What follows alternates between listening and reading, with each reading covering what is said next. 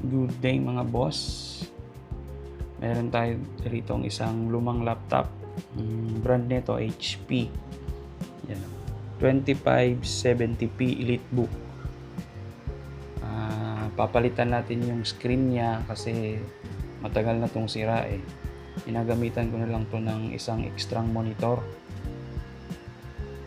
Kasi para magamit din kasi gamit na gamit ko to eh. Ito yata yung unang laptop ko eh. 11 years old na to.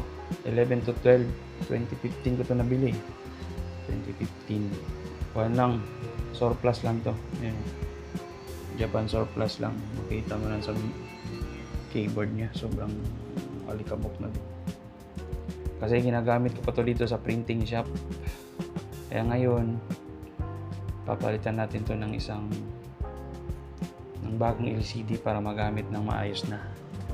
Tsaka yung may in-order na rin ako nitong battery para magamit na din, functional na yung lahat ng mga kwan nito para magamit ng maayos. Susubukan namin tong paganahin ulit. Yun, tapusin natin yung video. At syempre, sa YouTube lang din naman natin to nakita na tutorial, kaya papanoorin muna natin yung tutorial.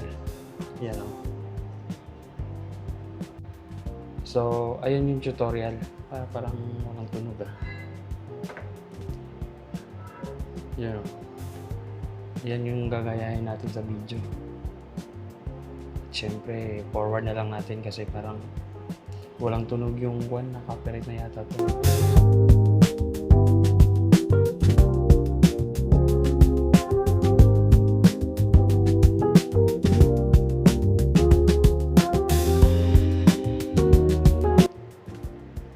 So, bale, ito na yung bagong screen. Kakabit natin. Yun o, parang may kas-kas-kas na. Parang matatanggal naman siya. Dali yun, siguro kas-kas lang. Yun.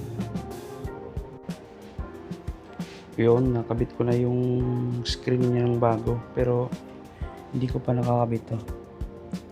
Siguro, lilinisan ko muna to dito. Kasi may mga alikabok-alikabok. Ito lang naman na part yung nagko-connect sa screen. Ito lang. Kukonek lang natin dyan. Tapos susubukan natin i-on kung gumana nga ba. Okay. Yun, nakabit na natin yung screen. Gumana naman. Bali, pagkatapos nito, assemble muna natin lahat para makabit na siya ng maayos at maibalik na natin. Pero at least ngayon makikita na natin na gumagana naman yung screen. Yun, no?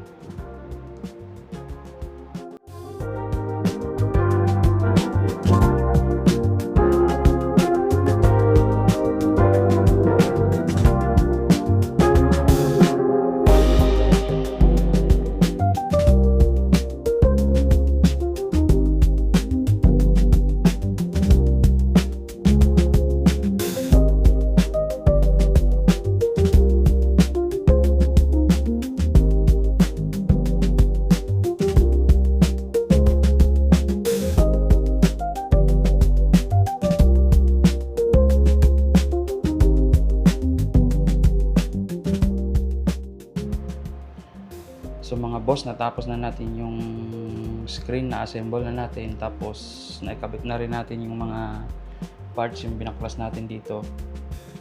Okay naman, gumagana na. At least may gumagana ng screen dito kasi dati yung wala na, hindi na talaga siya gumagana. Bali parang yung backlight na lang yung gumagana nun. Puro na lang siya lines na ganito, pahalag. Excuse. Parang pahalang na lang siya. At least ngayon, gumagana na siya. Yan, pwede na tayo. YouTube. Matibay-tibay rin tong laptop na to. Yung sira lang nito, itong screen lang. Tapos yung, syempre, battery. Madali naman talagang masira yung mga battery. Pero yung battery nito, parating na rin yun. Naka-order na rin ako. Bali, hindi pa lang dumarating. Pero at least, meron na. Meron na siya gamit dito. Tsaka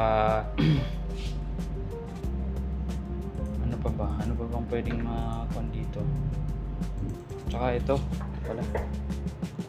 Yung mga sa sobrang katagalan niya na lang siguro to.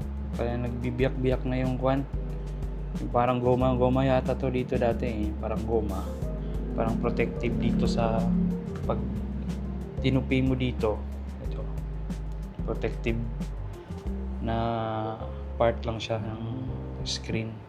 Yan lang naman yung parang pangit dito. Tsaka ito, mga alikabok na lang to eh. Pwede na naman itong malinisan. Ito, mga alikabok na lang to. Sobrang tibay ng laptop na to. Nakailang taon na to. Kasi sa akin, 11 to 12 years na to eh. Tsaka yung ganina, yung parang may gas. Ito pala yun.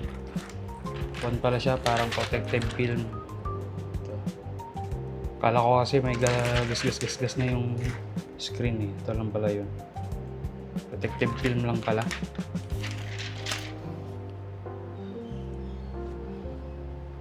So yun mga boss, sa susunod na video ulit.